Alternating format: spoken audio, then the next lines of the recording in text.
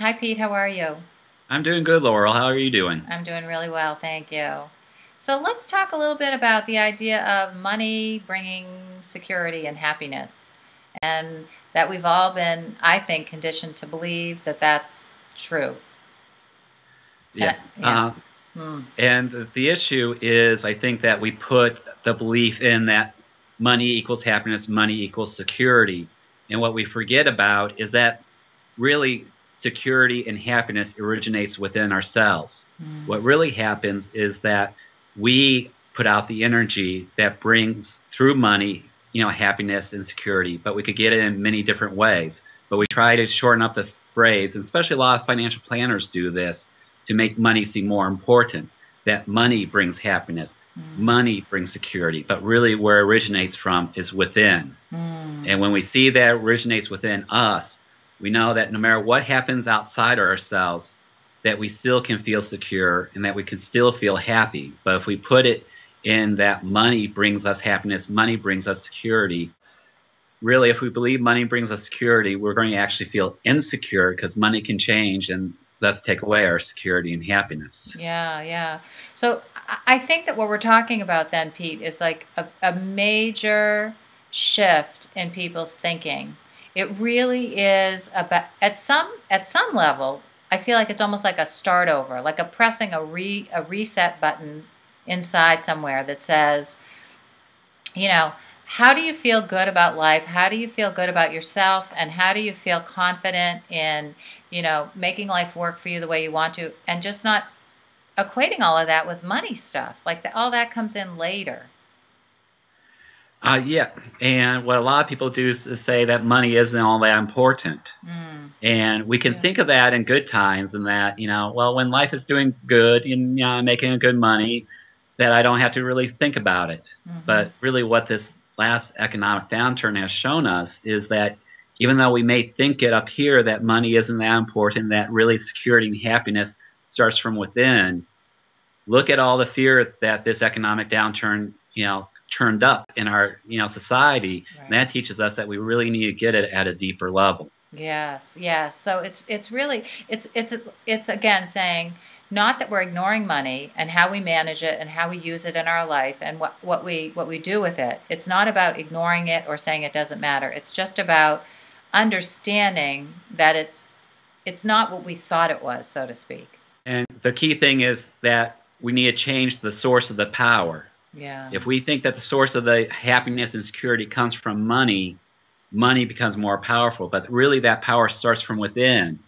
And what you said, it's not about ignoring it or not doing our financial planning. It is about owning our power to do the planning and understand that we can feel secure and we can be happy within any financial situation we may be in Ah, or may see in the future. and that's the key.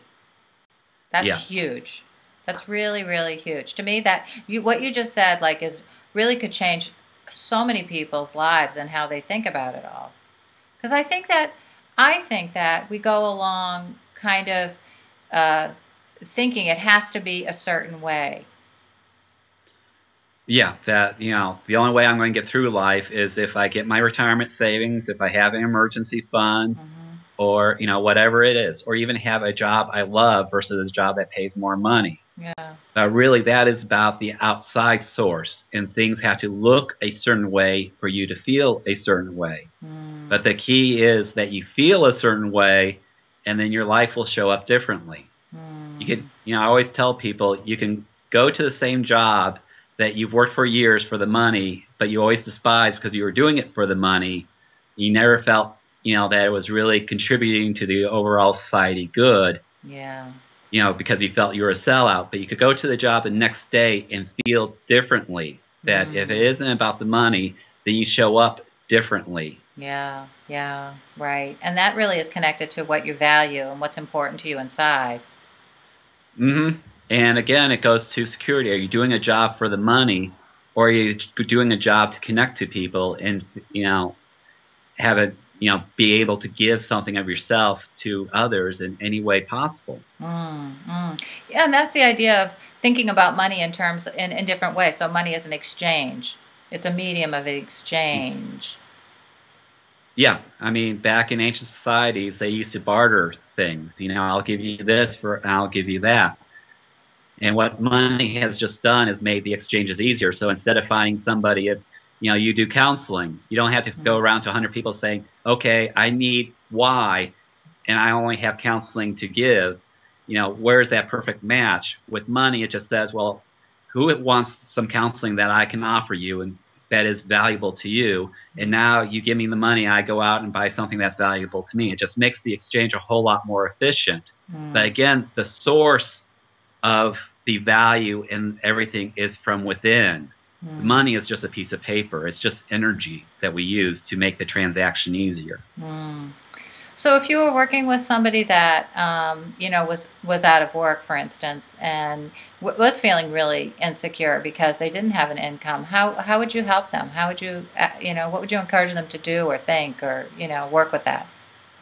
Well, there's a couple different things. One, usually what comes up is the loss of job meant a loss of security and loss of self-worth. Mm. And so the key is to feel worthy about yourself where you're at. Yeah. Because how are you going to go into the next interview you have and come across as confident if you just believed you lost everything? Yeah. Right. Right. So the first thing is look at the worth and you know looking from within. And the second thing, and note I say it's the second thing, it's not the most important thing, Mm. is how do you deal with the financial change of your income to get by with what you have? Right. Right. Um, because that is, in my mind, is less important. Because once you feel the worth from within, that the security of who you are starts from within, you know that you can, you know, if you have to, if it's a long period of unemployment, is give up your house or give up your car, or whatever you need to do to Hmm. stretch your assets as long as possible. But if you don't feel worthy about yourself, nothing else matters. You're not going to go and get that job to replace your income. Mhm. Mhm. Yeah. Yeah. So that's big because really it's so much about again working inside to develop a sense of security that you have no matter what happens in your life. Yeah. And again, I think the key thing here is to understand what security means. Mm. Yeah. Um, we usually think about security as what we can lose that we can measure, like our house, Yeah. like an automobile, or our money, our retirement savings. And of course, when we put our security in that, we are going to feel less secure because the economy or our boss or our job can be taken away at any time. They can take those things away from us.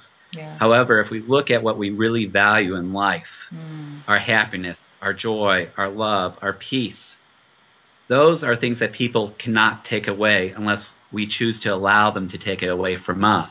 Mm. So when we focus on that, we are going to feel more secure. Right. Right. And that ties into the happiness too. The idea of what really brings you happiness, right? And a lot of times we think what we're buying of the money is happiness, but it's just representing something, right?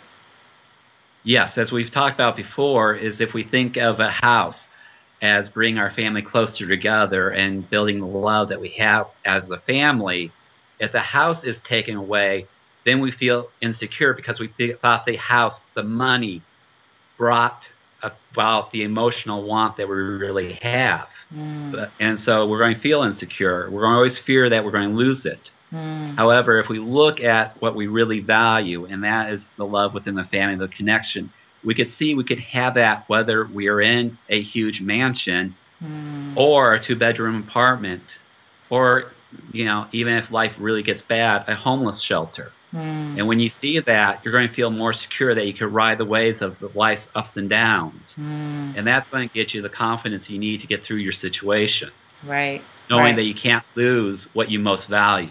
Mm. Mm.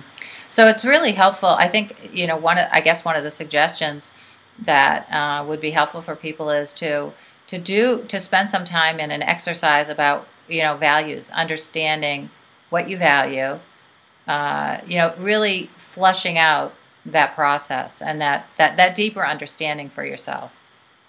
Yeah, and what I do with my clients is I say, list out a couple things that you really want. And I don't limit it to the emotional wants. I want to really figure out really what their physical wants are. Mm. Because the important thing is then to ask yourself, why do I want this physical want? What is it going to bring me? And you ask yourself that 3 or 4 times and get deeper and deeper. And then what you uncover is the emotional want that is really there. That's Because great. behind all the physical wants is that emotional want. And the And emotional want is connected to the value. Is that exactly. okay? But you start with a physical want because where it's important in my mind is if you're there in line of a grocery store or you go to out somewhere and you say, I want this physical want, you need to understand what the emotional want is behind it. Because once you understand the emotional want and thus your values in life, you can find those emotional wants, to fulfill your values in 10 or 20 different physical wants. So it's just not that physical want in front of you that you have the option of buying or not. Now you open up the realm of possibilities. Mm, mm. And when you're talking about a job loss or what I do when working with clients that have, had a financial crisis, I show them that, yes, you may not be able to afford 2 or 3 physical wants anymore, that luxury car, that 4-bedroom house you always dreamed about, but you can still fulfill your emotional wants in several different ways. And Yeah. that's how I help clients through job loss and things like that, because we're all going to go through life's ups and downs. The economy is going to change. But what doesn't need to change is getting what we really want out of life. Yeah. And what we really need on a deeper level, beyond the Yeah. material, right? Beyond the material. So, again, that emotional, the deeper value inside.